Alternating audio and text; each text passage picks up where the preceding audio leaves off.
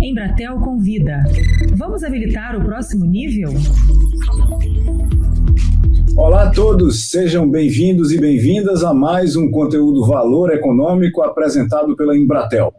Eu sou Silvio Meira, cientista-chefe da TDS Company, e vou acompanhar nós todos nessa série de podcasts sobre inovação, tecnologia, segurança da informação, computação em nuvem, inteligência artificial e satélites. O tema do episódio de hoje são transformações que setores fundamentais da sociedade, como o agronegócio e a distribuição de mídia, estão passando por conta dos satélites, do 5G e outras tecnologias. Nosso ponto de partida é o D2. O novo satélite passa a integrar a rede e a frota da Embratel, que já é a maior da América Latina. Para falar sobre as possibilidades que a comunicação via satélite traz para os negócios, eu tenho o maior prazer de receber Lincoln Oliveira, diretor-geral da Embratel Satélites. Seja muito bem-vindo, Lincoln.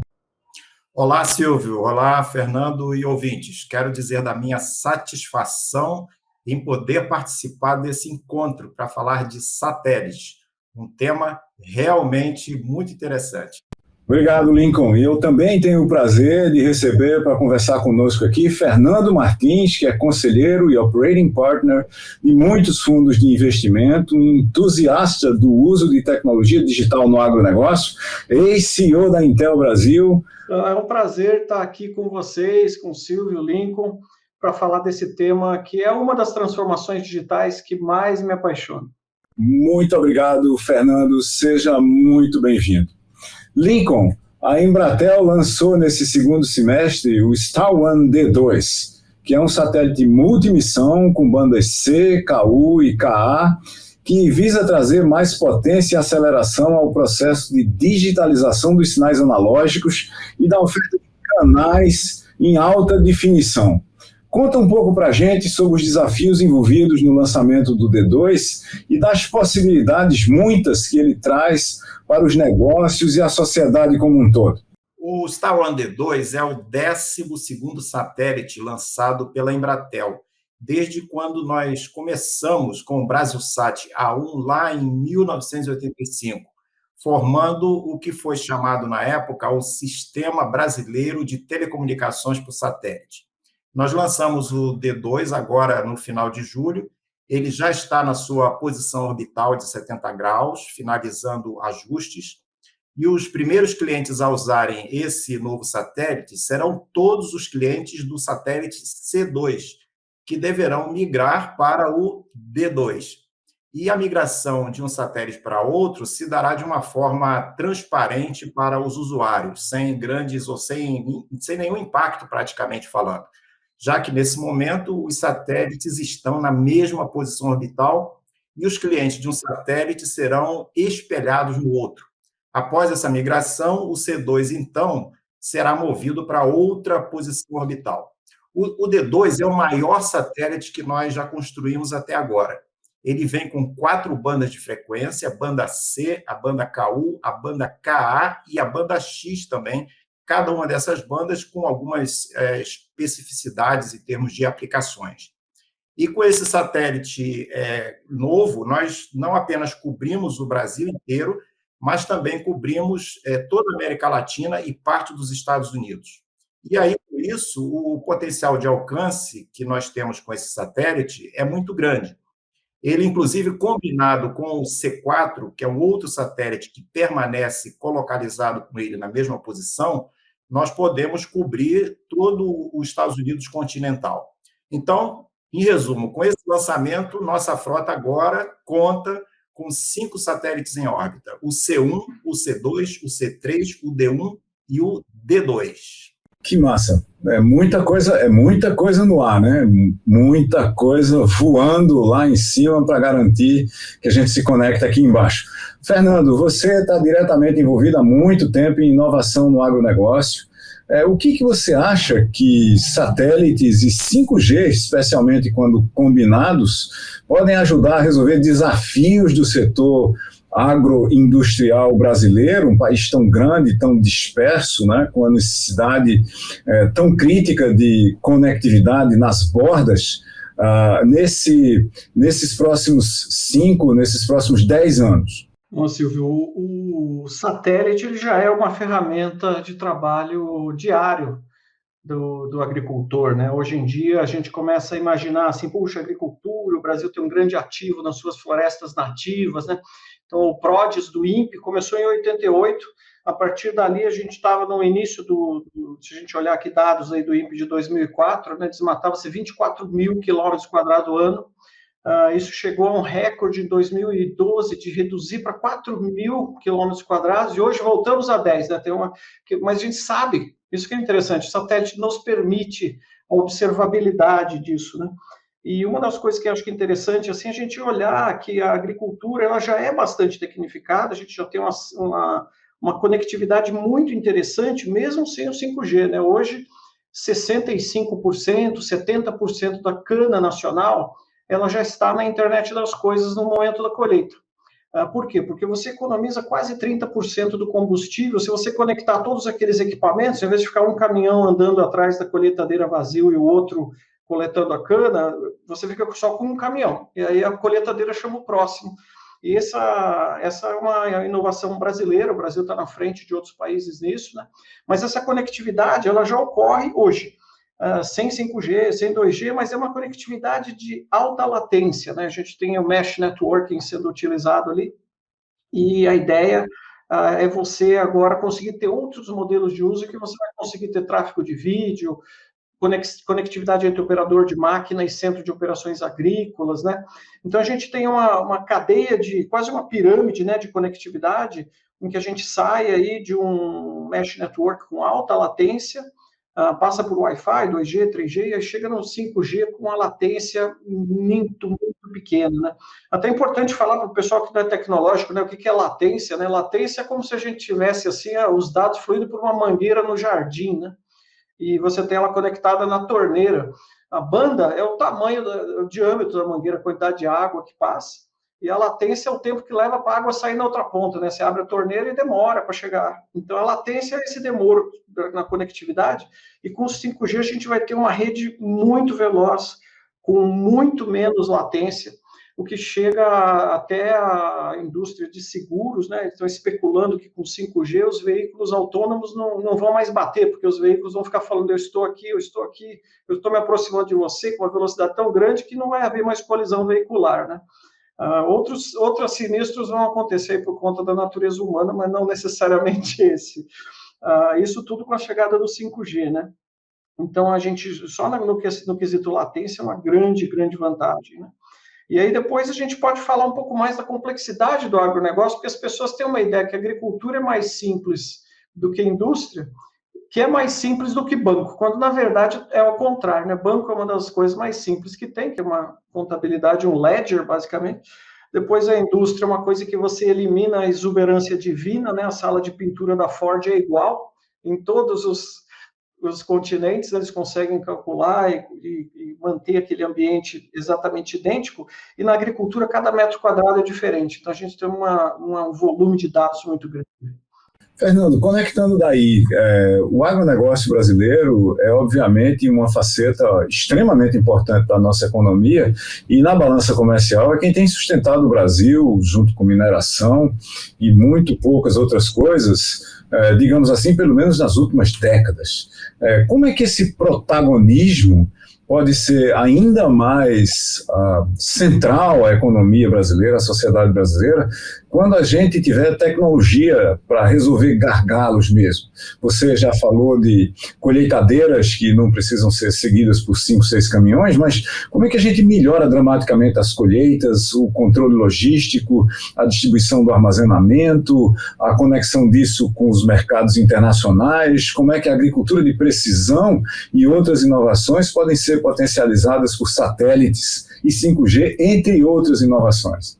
Olha, a gente tem aqui transformações digitais no agronegócio ocorrendo em toda a cadeia, né? A gente costuma falar antes da porteira, dentro da porteira e depois da porteira. Então, quando eu vou gerar sementes, eu preciso fazer um trabalho de genômica muito forte, eu preciso de ser extremamente data-driven. O volume de dados que são necessários para se processar na agricultura, ele é um volume de dados tal que não é possível que isso seja feito sem AI.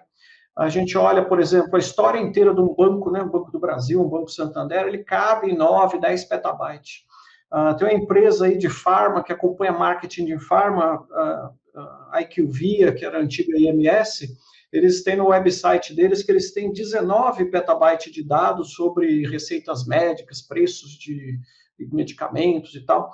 E nós fizemos uma estimativa que o agronegócio brasileiro, por ano, gera 1.600 petabytes, ou seja, 100 vezes mais do que toda a história do Banco do Brasil todo ano. Né? Por quê? Porque cada metro quadrado, Silvio, tem ali dezenas, centenas de dados. Né? Eu tenho a condutividade do solo, eu tenho a umidade, eu tenho os diferentes nutrientes, eu tenho o manejo que foi feito.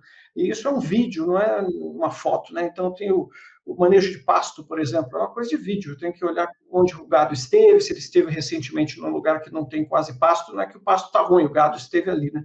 Então, o manejo dos dados, ele é enorme. E o uso de tecnologia na agricultura, por ser tão mais complexo do que farma, banking ou qualquer outra dessas indústrias, ele é fundamental, né? E essa conectividade do 5G, ela permite que esses dados fluam. Então, não só o 5G e o satélite, mas essa qualidade dos dados e que eu tenha confiança nos dados. Então, começam a se conectar as coisas, na internet das coisas, coleta os dados e coisas falam com coisas através da internet. Se eu não tiver essa conectividade da coletadeira com a prateleira do supermercado, eu não consigo saber se aquele tomate é orgânico ou não. Se eu não tiver um blockchain conectando isso tudo, eu não consigo confiar que o dado que chegou, esse tomate é orgânico mesmo ou não é, né? Então, agora a gente começa a ter uma importância muito grande da conectividade, da qualidade desses dados, da rastreabilidade desses dados, e eu acredito que nós vamos ser a última geração que vai ter comido um tomate sem saber de onde veio, o que aconteceu na história dele, porque realmente isso é uma coisa muito importante para a nossa saúde, né? Entender exatamente o que nós estamos comendo, e você começa a ter movimentos assim, econômicos muito importantes de descomoditização. Um tomate que hoje é uma commodity deixa de ser com dados, né? Então, todos esses movimentos econômicos, nós temos forças econômicas muito potentes que exigem, na verdade, essa conectividade, né? Então, essa transformação digital não vai acontecer porque é bonito, isso aí vai acontecer porque realmente existem forças econômicas muito importantes por trás disso tudo. Lincoln, Fernando estava falando de conectividade, de rastreabilidade no agronegócio, onde um dos temas mais discutidos, principalmente nos últimos poucos anos, é sustentabilidade, que se tornou uma exigência da sociedade e um fator essencial de competitividade global. Para muitos mercados importadores, sem uma garantia de sustentabilidade no processo produtivo, praticamente você está fora daquele mercado. Nesse sentido, em particular, de sustentabilidade, qual é o papel de satélites e como é que o D2, em particular, pode ajudar na preservação do meio ambiente? Silvio, os satélites são fundamentais para a comunicação de áreas remotas, inclusive sendo uma importante ferramenta para combate a danos ambientais. E, nesse sentido, nós podemos citar dois tipos de arquiteturas de satélites, para a gente ter um entendimento mais preciso. Primeira arquitetura, a gente pode chamar os satélites para conectividade. Então, o objetivo desses satélites são telecomunicações em geral, aí inclui telefonia, dados, internet das coisas, telemetria e etc. E transmissão de imagem também. A outra arquitetura de satélites são satélites de imageamento. Então, esses satélites são específicos para aplicações de altimetria de terrenos, mapeamento e monitoramento de áreas, monitoramento de rebanhos. Eles têm sensores a bordo apropriados para isso. Então, para a conectividade, tradicionalmente, utiliza-se satélites geoestacionários. E para o imageamento, a tendência é usar satélites de órbita baixa, exatamente devido aos requisitos dos sensores embarcados, sejam sensores ópticos, que trabalham com imagens visíveis, sejam outros tipos de sensores também. Os satélites da Embratel, eles são do tipo geoestacionário com a missão primordial de prover conectividade.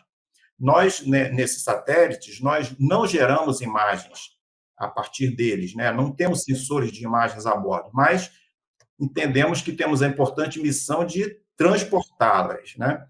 Agora, é importante ressaltar que para detectar danos ambientais, muitas vezes não é necessário utilizar imageamento satelital online, mas sim banco de imagens com informações precisas que permitam a determinação das alterações do ambiente. É algo que, por exemplo, a inteligência artificial é extremamente útil, né? Ela ajuda bastante para manipular muitas quantidades de dados, de imagens. É necessário ter algum algoritmo que faça isso.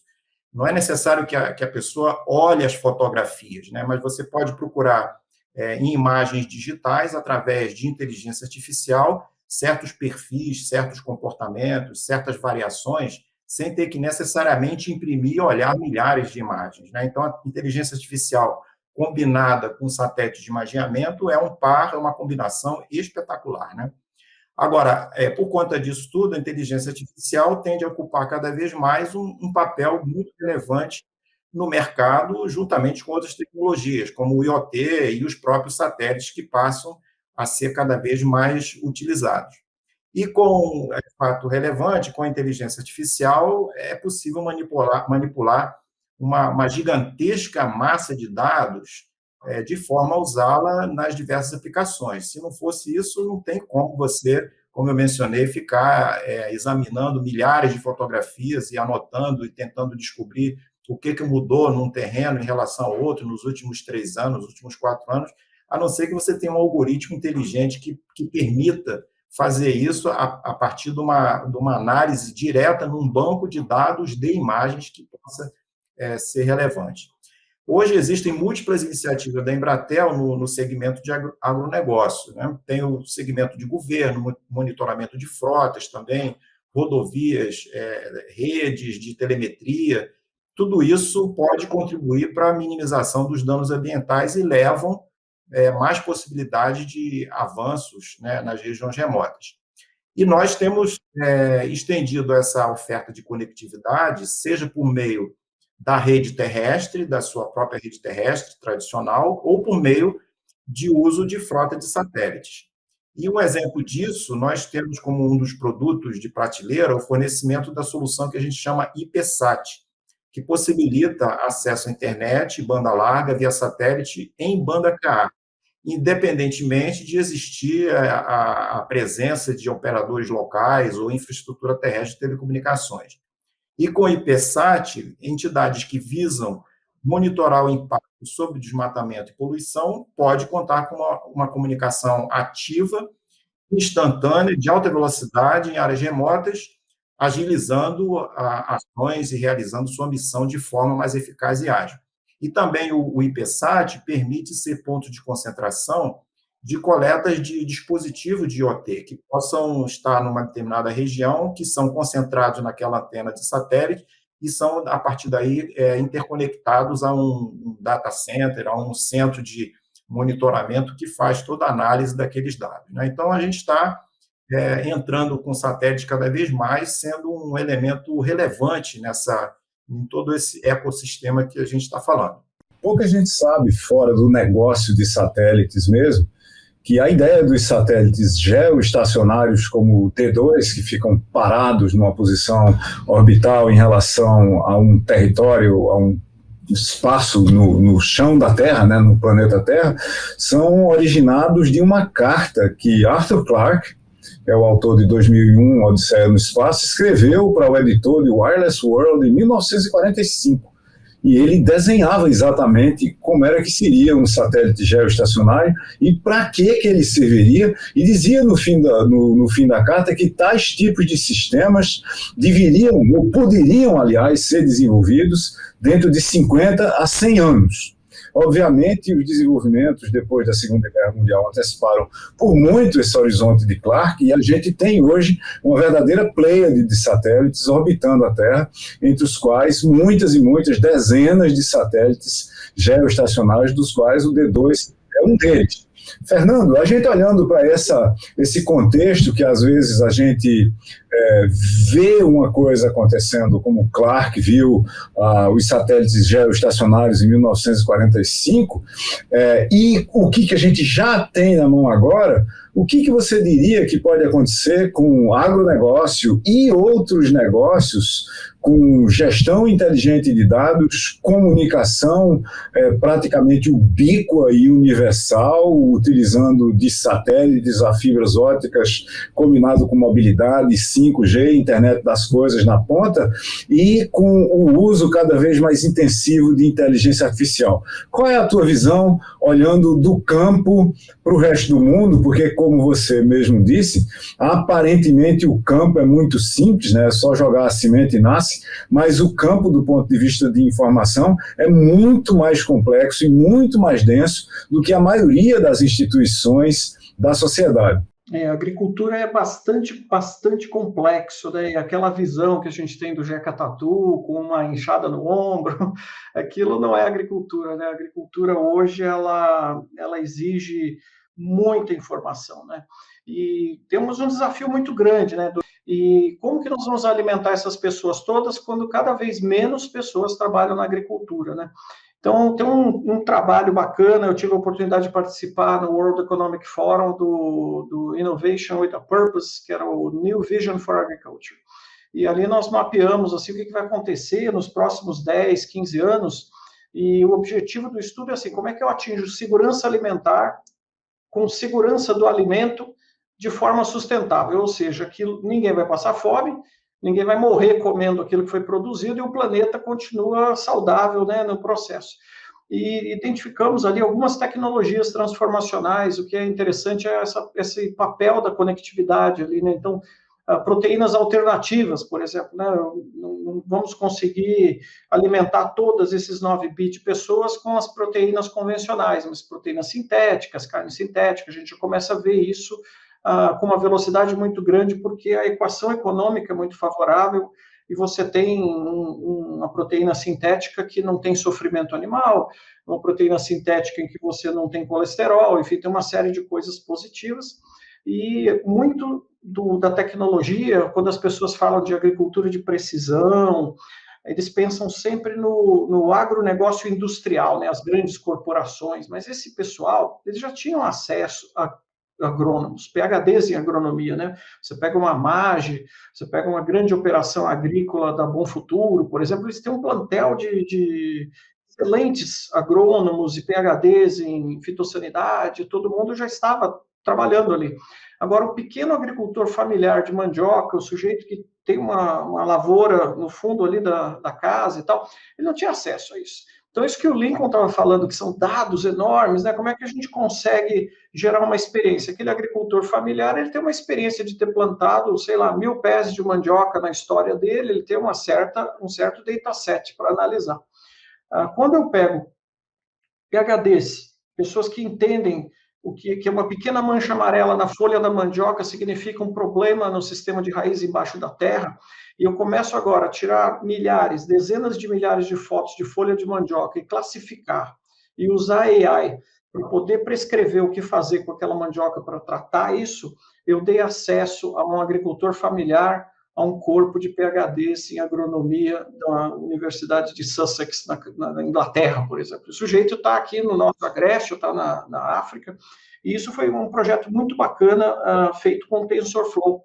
E você vê realmente a parte de processamento, né, de dados ocorrendo na nuvem, mas a parte durante o aprendizado. E depois, na hora da execução, qualquer smartphone Android roda aquilo, ele já é a câmera, já resolve. Então, a gente tem uma socialização do acesso a conhecimento muito grande acontecendo nesse período, né? E, assim, fazendo exercícios de futurismo, são só cenários, né? A gente sabe que a agricultura são dados demais. Não tem nenhum agrônomo capaz de olhar aquilo tudo. Então, a única forma de se fazer essa agronomia com maior produtividade, menor uso de agroquímicos, né? Porque o agroquímico é caro. essa é uma força econômica a favor de uma produção mais orgânica, é que ele é caro. Então, a equação econômica vai permitir que o uso de AI, eu consiga colocar esses insumos tão complexos e caros onde for absolutamente necessário. Então, ao invés de pulverizar toda uma lavoura, hoje a John Deere já comprou uma empresa, uma startup aí que se chama Blue River, e eles têm câmeras em cada bico aspersor, e eles identificam a folha da praga, da erva daninha, e fazem uma pulverização cirúrgica, como se fosse uma impressora inkjet, pintando só a folha daquelas pragas. É a aplicação do herbicida, que antes era um volume enorme, passa a ser 2%, 3% do que se aplicava, melhora-se o custo-benefício, eu tenho menos herbicida no sistema, melhor para a saúde das pessoas, enfim, é um ecossistema todo que se retroalimenta através do uso de AI, né? O difícil era o processo de saber qual é a cara dessa erva daninha. E hoje o sistema aprende sozinho, né? O agricultor só fala, isso aqui é erva daninha, isso aqui não é, o sistema vai aprendendo, ele chega a um ponto de excelência que às vezes o agricultor não percebe, mas o sistema percebeu. Então, essa ideia, eu já comentei bastante também do blockchain na outra pergunta, né? Mas é importante essa questão da rastreabilidade, porque o que acontece também, muito lixo, né? Muita perda na agricultura, Silvia. Hoje, metade das frutas que se produzem, 40% dos tubérculos não são consumidos, eles se perdem ao longo da cadeia, ou dentro da fazenda, ou em armazenamento, ou às vezes no prato e na tua própria geladeira em casa, né? Porque tem uma maldita data de validade. A data de validade é uma data estatística, né? Então, quando que esse leite vai estragar? Quarta-feira da semana que vem. Não é. Então, embalagens inteligentes, um sistema mais capaz de detectar que realmente aquele leite azedou e já não está em condição. É o nariz da minha avó, né, digital, é a versão do nariz da avó digital. Minha avó não deixava jogar fora as coisas, não. Ela ia lá, cheirava e dizia, isso aí tá bom, não joga fora. E ela estava certa. Eu acho que agora a gente tem a evolução disso, né? Então tem muita tecnologia que se chama de food sensing, justamente para sentir esses alimentos na prateleira e você conseguir também comunicar. Então você tem um evento, por exemplo, um abatedouro teve uma grande contaminação. Como é que eu tiro aquelas bandejinhas de carne dos supermercados, porque depois que aquilo distribuiu, né? Uma vaca, quando ela passa por um abatedor, ela vira 1.700 shelving units, né? Desde o chifre, não se perde nada, até o sangue em pó vira uma série de coisas, mas aquilo explode, vai para todos os cantos, né? Então, como é que a gente faz a rastreabilidade para que eu saiba que aquela contaminação está contida de uma forma interessante e que eu consiga ter dados atrelados a cada bife num pequeno bandejinha no supermercado, né? Então, a gente tem essa visão toda dessas 12 tecnologias, eu podia falar uma hora sobre cada uma, né? Mas eu acredito que é uma visão, o ponto é esse, né? A gente não vai conseguir alimentar as pessoas, não é uma questão de usar tecnologia porque é bonito, isso aqui é uma questão de necessidade, nós temos que aumentar em 60% a produtividade dessa cadeia. Sem conectividade, sem as máquinas falando com máquinas, nós não vamos chegar lá. O trator tem que pedir a troca do filtro, não tem... exato, tem que estar tudo conectado para melhorar essa eficácia. Esse é um negócio interessante, né? Você falou da sua avó. As nossas avós, eu tenho 66 anos, não só elas viveram em tempos de escassez, mas os produtos não eram rotulados e o queijo, pelo menos na casa da minha avó e na casa da minha mãe, era a minha avó e a minha mãe que fazia. Então ela sabia quando estava estragado ou não, né? Em certa parte eu aprendi isso. Então ontem aqui em casa eu abri um queijo que estava vencido desde outubro de 2018 para o aperreio geral da casa, né? Tá totalmente vencido, outubro de 2018. Abre, o vácuo estava perfeito, prova, o queijo está perfeito. Aí todo mundo olha para mim e pergunta, mas você vai comer isso? Eu digo, o queijo está bom. Mas e a data de validade? Está errada, porque a data de validade é estática.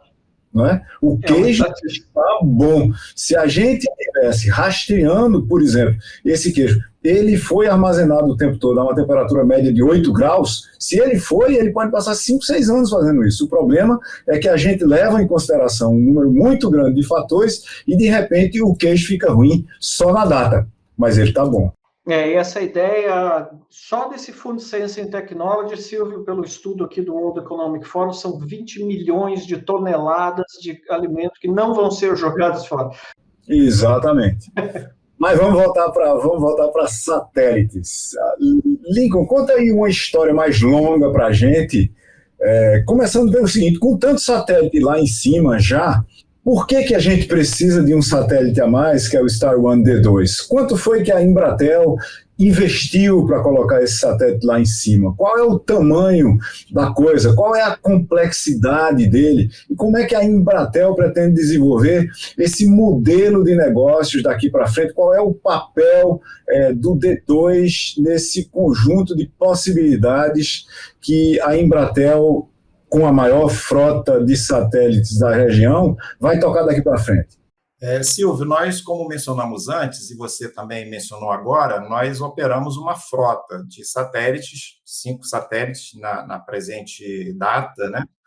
E a entrada do D2, ele, na realidade, ele faz uma substituição de um dos nossos satélites anteriores, mais antigos, e nós estamos, isso sempre é um ciclo de substituição, que o satélite tem uma vida útil de 15 anos, em contrato 15 anos, os nossos satélites costumam viver mais do que a vida contratual, por conta da maneira como nós operamos os satélites, e temos várias sinergias e várias economias que nós conseguimos fazer.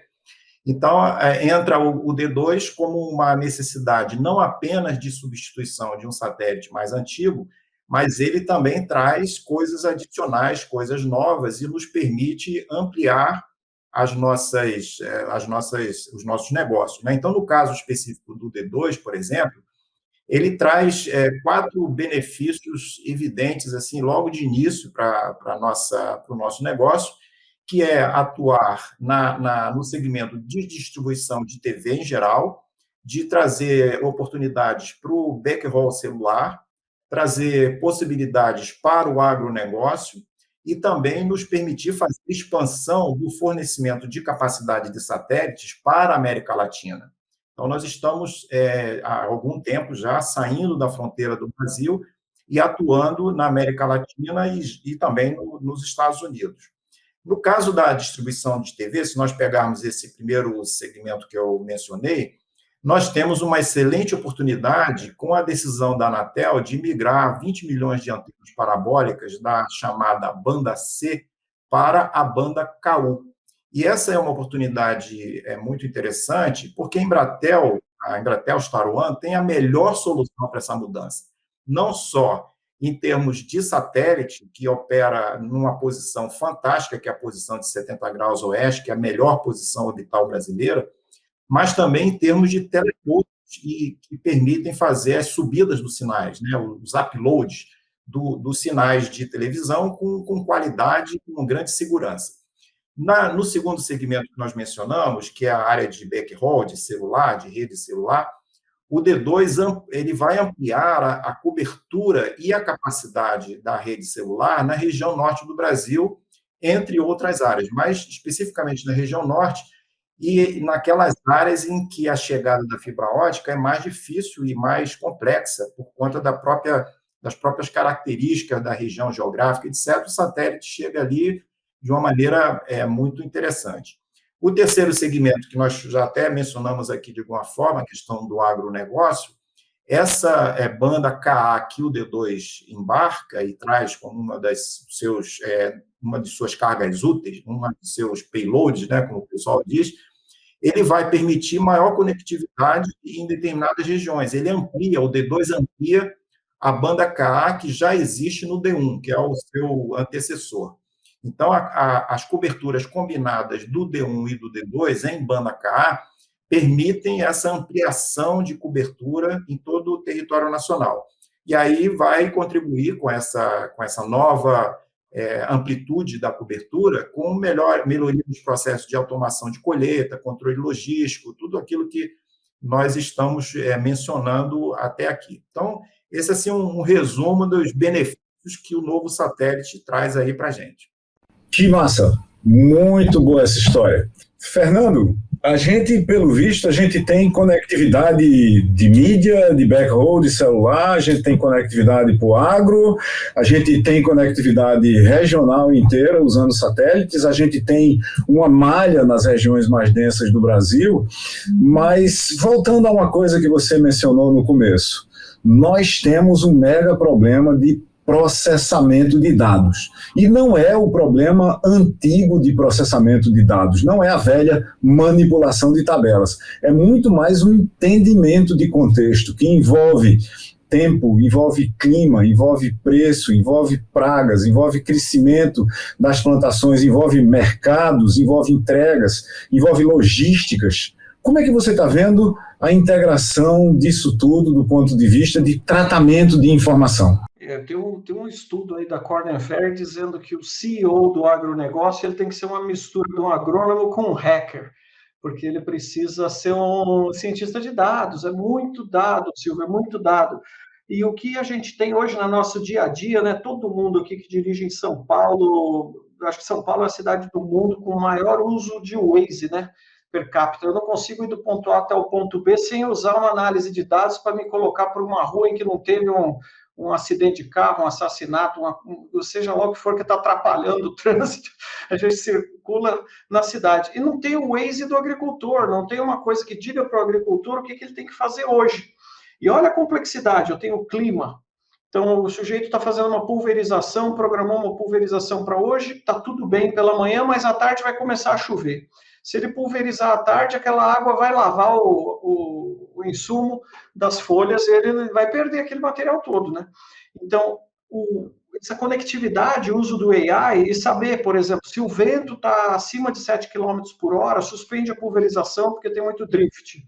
Então, uma das visões de futuro que a gente vê é o uso do AI na vida do agricultor, como se fosse mesmo um papagaio do pirata, né? Então, o AI fica ali do lado, observando isso tudo e dando sugestões, né? Olha, eu acho que o vento está um pouco alto demais ali nos quadrantes do noroeste, não é melhor a gente pulverizar aqui no sul e suspender no noroeste para melhorar a tua rentabilidade? Aí o sujeito vai falar, pô, mas...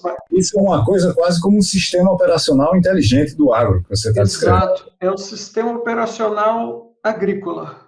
E isso tem várias startups. O Brasil é impressionante nesse aspecto, né? As pessoas talvez não saibam, mas o Brasil tem 1.200 startups em AgTech, que são as empresas que fazem esse tipo de software, né? Esse tipo de soluções e tal. E como você falou, não é nem software, né? Porque muitos dos algoritmos hoje são commodity. O tomate vai deixar de ser com os dados, mas os algoritmos estão virando commodity. O que não é commodity é o dado. E o Brasil tem uma coisa muito bacana, que o produtor brasileiro, ele é jovem, ele é organizado em cooperativas, eles se conversam, e essas cooperativas que nós temos no Brasil não tem igual em lugar nenhum, né? Então, você pega uma Coamo, por exemplo, a maior cooperativa do Brasil, eles têm 28 mil produtores, imagina o volume de dados, a riqueza de informações que uma Coamo pode oferecer para os seus cooperados, com essa visão sistêmica de que agricultura é dados, né? E os agricultores no Brasil já estão muito cientes de que eles não produzem milho, eles produzem milho e dados. Então, ele está vendendo agora o milho com dados, ele está vendendo dados para o ecossistema, para que esses dados possam ser processados, né? E o Brasil está muito bem posicionado, Silvio. Isso é uma das coisas assim, que eu me espanto toda vez que a gente vê. Eu já tinha uma sensação assim, quase qualitativa disso, e a McKinsey fez um estudo quantitativo, mostrando que o produtor brasileiro é mais digital do que o produtor norte-americano. É impressionante isso. Isso tem a ver com a nossa estrutura fundiária, né? Nós temos 5 milhões de produtores no Brasil, jovens, 70% deles em agricultura familiar e cooperativados, enquanto você tem nos Estados Unidos uma estrutura fundiária em que a idade média é 59 anos, idade média. Então, você vai no AgriShow em São Paulo, aqui em Ribeirão Preto, você vê os jovens agricultores, todo mundo andando. Aliás, você precisa ter físico para caminhar aquilo tudo lá, que o negócio é grande. É a segunda maior feira agronômica do mundo em Ribeirão Preto. Agora, você vai num equivalente nos Estados Unidos, você vê pessoas com cadeiras de roda elétricas, porque eles já estão numa fase da vida em que estão com problemas de mobilidade. e assim, o sujeito já fez aquilo a vida dele toda, né? Vou mudar agora? Acho que não. O agricultor brasileiro ele é muito mais maleável, muito mais permeável à inovação, e ter uma infraestrutura de comunicação importante como essa, que é o D1, é fundamental para que a gente possa implementar essas novas visões digitais, né? Todo esse AI. Um grande produtor de soja, ele plantou, sei lá, 10 mil hectares na vida dele, 10 mil dados ele tem. Agora, se a gente conseguir conectar o país, conseguir conectar as cooperativas, eu vou ter milhões de dados, qualidade de dado muito melhor, e como a gente sabe, no AI, o volume de dados é tudo, né? Então, essa é uma coisa muito, muito importante. E o Brasil está bem posicionado, assim, apesar de existir essa percepção, né, de que o Brasil está sempre atrás nas coisas, né? O pessoal tem muito esse complexo de vira-lata, às vezes. Na questão da agricultura, não é só um resultado econômico que a gente produz muito com uma alta tecnologia. E a minha esperança é que o Brasil exporte essa tecnologia, não só soja, mas sistemas digitais de análise de soja, sistemas para agricultura tropical para a Indonésia, para toda a África, que é onde a gente ainda tem muito território para explorar, né? E usar também, como o Lincoln estava falando, né, continuar a utilizar todo esse plantel e essa frota de satélites para a defesa do nosso ativo principal, que é a nossa floresta nativa ainda de pé. Tem um estudo da Embrapa que mostra que 62% da nossa floresta ainda está de pé, enquanto nos Estados Unidos só 4%. Né? Então, que não sejam 62%, que sejam 42%. Podem bater o número, mas é um número grande, é bom a gente preservar o que a gente tem e usar essa tecnologia para incentivar o uso apropriado do nosso território. Né? Eu acho que essa é uma coisa muito bacana, e todo agricultor brasileiro é um guardião da sustentabilidade, é um guardião da terra dele. O próprio agricultor sabe que ele tem que cuidar daquilo, né? Ele não pode acabar com aquele território dele, aquele é um ativo que ele tem.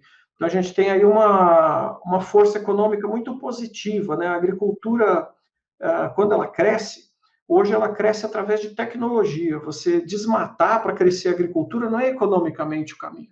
É ruim, é caro, é difícil. Não é fácil desmatar, não.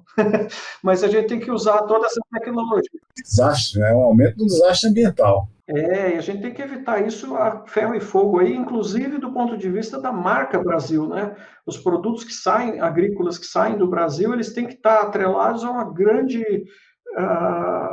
grande resultado de sustentabilidade, né? A gente não pode permitir que a nossa floresta seja derrubada por conta de um crescimento econômico, né? Isso aí não faz nenhum sentido. E esses dados que fluem aí pela rede da Embratel e da Embrapa são muito importantes. Duas coisas aqui para a gente prestar atenção. Primeiro, é muito provável que o valor agregado das tecnologias que estão hoje sendo introduzidas no processo de produção agropecuária brasileira e da agroindústria em geral, seja muito maior do que o da própria agroindústria, se a gente pensar globalmente com o potencial dessas tecnologias fora do Brasil. O segundo é que a agricultura de precisão, e para isso a gente vai precisar de tudo que a gente tiver de tecnologia de informação e de tecnologias de comunicação, vai muito provavelmente, quase certamente, permitir que a gente dobre ou talvez triplique a produção brasileira sem usar nenhum metro quadrado a mais do que a gente já usa até agora. Isso são dados que têm girado em discussão após discussão no Brasil. Aumentar a performance por metro quadrado é muito melhor sob todos os pontos de vista, inclusive de investimento, do que desmatar mais um metro quadrado. E assim a gente termina o segundo episódio da nossa série. Eu agradeço muito a presença dos nossos convidados, primeiramente dando meu muito obrigado a Lincoln Oliveira pela sua participação no podcast de hoje, Lincoln. Muito obrigado, Silvio. Eu que digo obrigado, porque foi uma oportunidade interessante de participar de um debate tão bacana como esse. Gostei bastante de participar e espero ter esclarecido as dúvidas dos nossos ouvintes. Muito obrigado. Também agradeço a Fernando, que achou um tempo na complicadíssima agenda dele para estar conosco hoje. Muito obrigado, Fernando. Não, sempre um prazer trocar ideias aqui. Só uma queixa, foi pouco, né? A gente precisa fazer mais. Foi um prazer mesmo, Lincoln. Prazer, Silvio. Bora lá. Bora fazer muitos outros, Fernando. Bora fazer muitos outros. Agradeço também a você que nos ouviu e deixa aqui o convite para estar conosco nos próximos episódios. Eu sou Silvio Meira e sigo com você até o nosso terceiro episódio. Tchau, tchau. Vamos habilitar o próximo nível? Um convite da Embratel em parceria com o Valor Econômico.